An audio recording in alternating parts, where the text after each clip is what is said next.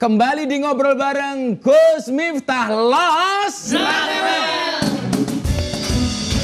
Masih bersama Menteri BUMN, menteri yang paling keren versi Gus Miftah.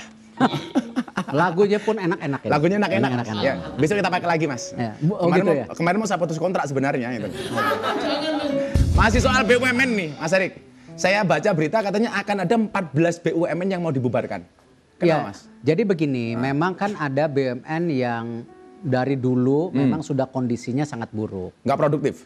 Seperti Merpati, udah nggak ada juga itu kan. Sudah nggak ada pesawatnya, Mas?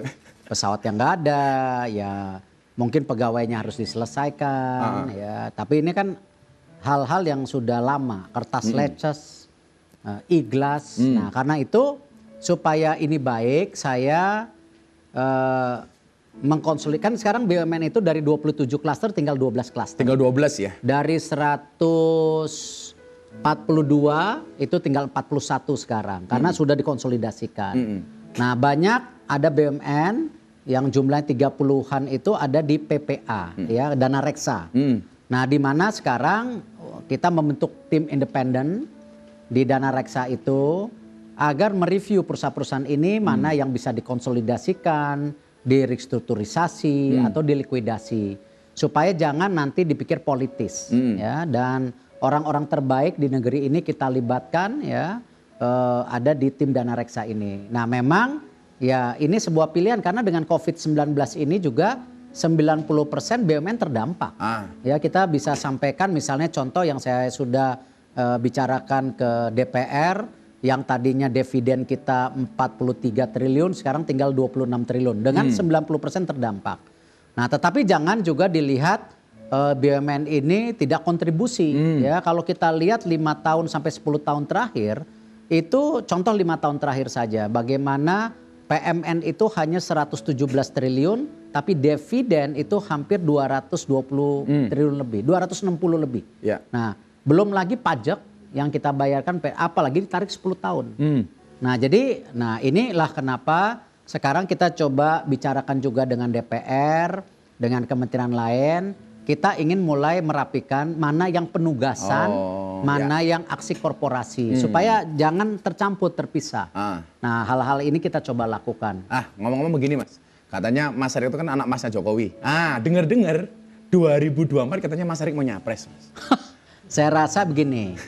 Bener gak sih, Mas? Kan saya udah bilang, Gus pernah ketemu saya juga di kantor. Ya, di kantor, bahwa kalau saya melihat presiden itu mungkin masih dari suku Jawa. Ini bukan masalah kesukuan ya.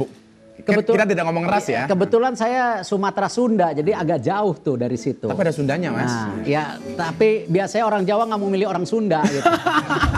Orang Sunda nggak mau milih orang Jawa itu. Nah, jadi saya rasa presiden, apalagi kalau kita lihat jumlah suku Jawa ya di Indonesia itu mungkin masih 60-65% yang tersebar di bawah provinsi, ya memang suka tidak suka kondisi seperti itu. Ya, dan kita nggak pernah tahu juga, Mas. Pokoknya saya cuma satu deh, kalau Pak Erik besok jadi menteri, saya pengen dia kan jadi menak. Bukan menteri agama loh ya, menteri negara agak gimana.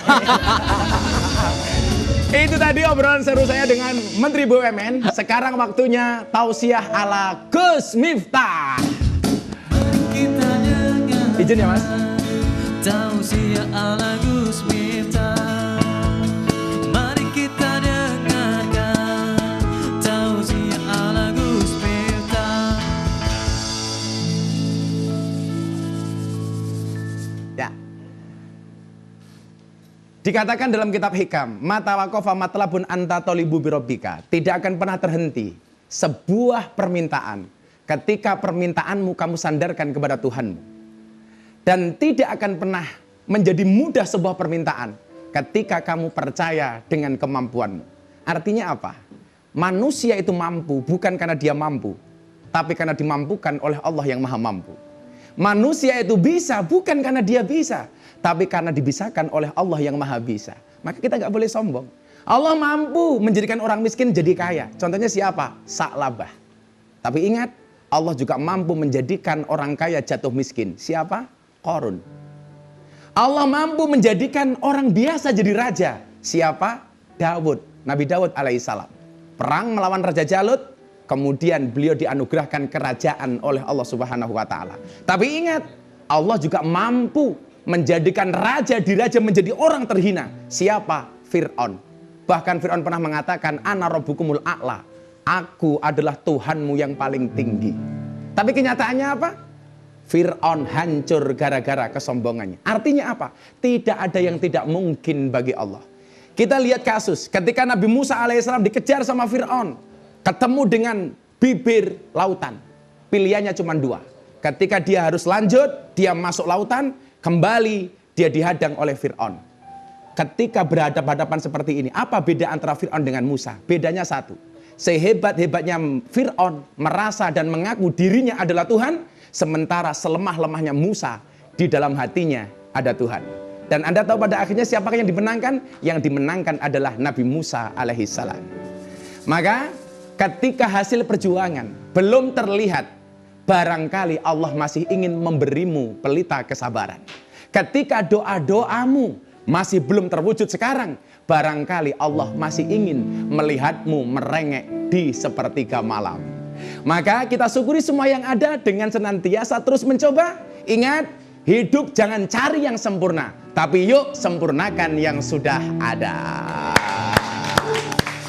Terima kasih Bro Menteri, Mas Erik. Terima kasih. Saya makasih.